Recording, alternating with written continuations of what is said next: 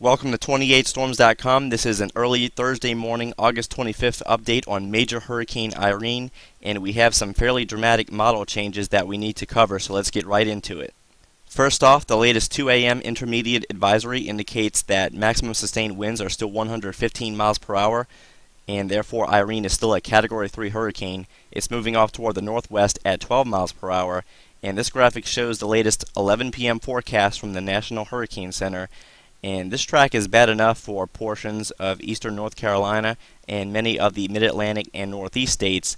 And now, as of 3 a.m. Eastern Time, there are several indications that this track may have to be nudged back toward the west ever so slightly, which could make this scenario even worse. We will start off by taking a quick look at the latest tropical model spaghetti plot. And at first glance, the latest model consensus may not look all that terrible, with several models still taking the system well off the coast of the Carolinas, and in fact keeping the system away from the U.S. East Coast altogether. However, you need to keep in mind that several of the models being shown on this map are not very reliable, and that especially goes for the BAM Shallow and the BAM Medium models in this particular situation. The two of these models are typically bad no matter what storm you're dealing with, and these are especially used more so for weak to moderate tropical cyclones, not major hurricanes. If you're going to follow any of the BAM models in this current situation, you want to use the BAM Deep model, which is a lot closer to the Carolina coast and is in agreement with the official forecast track and several other much more reliable forecast model members, including the GFDL, which is now taking this straight into the Pamlico Sound just to the west of Cape Hatteras. This would be a major flooding and damaging wind event here for much of eastern North Carolina, spreading into the Virginia coast, the Delmarva Peninsula, and further up into the mid-Atlantic states. We are going to take a much more in-depth look at some of the more reliable model guidance in just a moment, but one of the main things that we're going to be keeping a very close watch on over the next 24 to 36 hours is how much more west does this eye begin to track west of the official forecast, because that will give us a major clue as to whether or not those models that are now shifting a bit more toward the west are valid. And so if we compare what the eye is doing compared to the latest forecast track, it does seem to be generally on the right path so far, but the main differences in the models comes within the next 24 to 36 hour period, where some of the more recent GFS and European runs, along with even the Canadian CMC, is indicating that this will stay a little bit more toward the west. It's still going to bend toward the north, but it could be a little bit more gradual than some of the more recent forecasts have been indicating. And also, if we take a look at the latest infrared, we see that there are signs that the hurricane is beginning to complete its eye wall replacement cycle, and therefore the storm may begin to strengthen once again as we work our way into the later morning hours of today. So as we go, also looking at the water vapor imagery, we can see that the storm is still very well defined. We have a rather robust poleward outflow channel. Once again, if anything, we still have some weak southwest wind shear over Cuba, but as this storm gets closer to the Gulf Stream, I really don't think that's going to be enough to inhibit at least some more intensification, and we cannot fully rule out a borderline Category 4 hurricane. Now we're going to take a closer look at the latest model guidance. This is the 0Z CMC model. The Canadian is one of the better models, although it does have somewhat of a problem with being consistent. But one thing that I did quickly notice as soon as this run began is that compared to the previous 12Z run, it is a lot more westerly within the first 24 to 48 hours. I'm going to go ahead and forward this.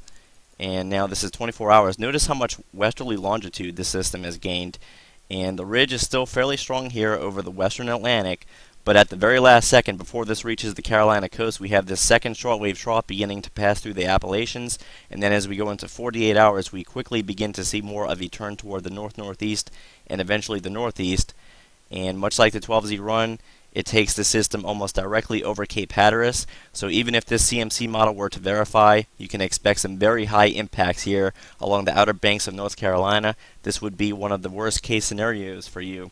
And then as we go into 72 to 96 hours, it stays just to the east of the Delmarva, but it goes straight into Long Island and eventually straight into Maine and the Canadian Maritimes. Just based on the 24 to 48 hour CMC forecast, that would give me enough reason to keep a very close watch on what could eventually happen in future runs in the 48 to 72 hour time frame, because there is the chance that it will continue to trend more toward the west. And here we go looking at the most recent 0Z GFS. and this trend is also very troublesome. We see once again a little bit more of a west-northwest to northwest track than originally anticipated through the first 12 to 24 hours. There is the first trough that will eventually bypass the system, and then we're going to eventually have a second shortwave trough, but notice how strong, or at least how much stronger, this western Atlantic ridge is compared to the runs that we've seen over the last day or so. And so therefore the model is beginning to inch this back closer toward North Carolina ever so gradually with every passing model run. This is the fourth cycle in a row that the GFS has indicated that the ridge will be building back a little bit more. And we don't have the ability to show you some of the premium graphics that some of the pro websites are charging for, but I can tell you that the latest GFS is taking the eye directly into the Pamlico Sound, which is very troublesome once again for much of eastern North Carolina and all of the surrounding inlets near the Pamlico Sound, and of course the Outer Banks would be in serious trouble in the event that this verified. And at this point we're getting into the 2 to 3 day window, so time is running out for any significant changes beyond this. And as we go deeper into the forecast period, this is now indicating a direct hit for the Delmarva, and even DC could get some hurricane force winds, as this model is showing a much more northerly track straight into the mid-Atlantic states versus what the CMC model is indicating. What stands out even more during this 0Z model cycle has been what the latest European model is showing. Now keep in mind the European is typically the best dynamical model that we have, so forecasters like to give this particular model quite a lot of weight when producing forecasts. And here we are with the current time. This is the tropical cyclone over the Bahamas. Here is the first trough about to begin weakening the western extent of the Atlantic Ridge as we go into 24 hours. But notice that this trough really isn't deepening quite as much as the previous model runs had indicated, and so therefore our storm is allowed to continue moving west-northwest and northwest just a little bit longer. And then as we go into 48 hours, the initial trough is lifting out. We're beginning to see some reinforcement here, but if it doesn't get there fast enough, this western Atlantic ridge is going to continue building. And notice just how close this is to the Carolina coast. And then as we go into 72 hours, this is where we begin to see some significant changes. The European has been alluding to this by staying just to the west of the GFS for the last 24 hours, and now even the European has shifted just a little bit more.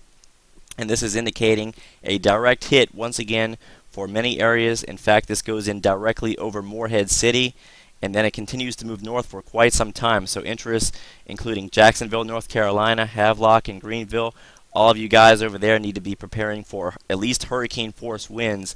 And if you live in a low-lying community, especially along the coast, you need to be ready for the possibility of storm surge impacts and a lot of potential coastal and even inland flooding if you happen to live in a low-lying area. And then as we go into day 4, much like the latest GFS, the European is now indicating a due north track all the way through day 4 once again. So this is a very problematic track and scenario for much of coastal Virginia up into the Delmarva and then getting close to Baltimore and DC. Now once you get into the 72 to 96 time frame, it's still really hard to iron out all of the minute details for every specific location, but I guarantee you that this will be a significant coastal flooding event.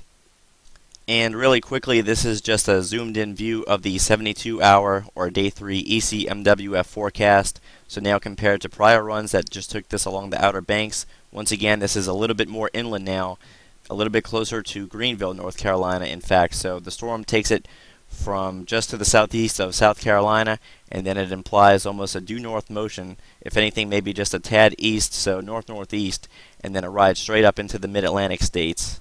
So really quickly, if we go to a map, all of eastern North Carolina, including this entire region, need to be ready for major hurricane impacts.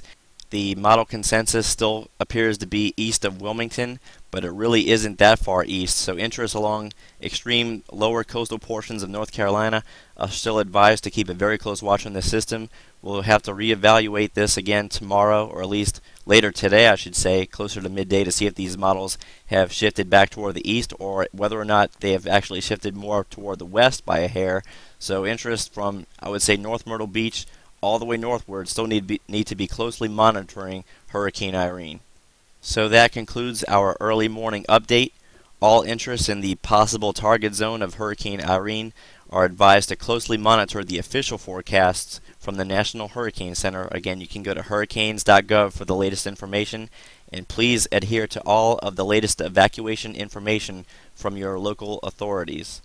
So thanks again for visiting 28storms.com. Don't forget to like us on facebook.com/28storms and subscribe to our YouTube channel at youtube.com/28storms for frequent updates throughout the day and overnight hours.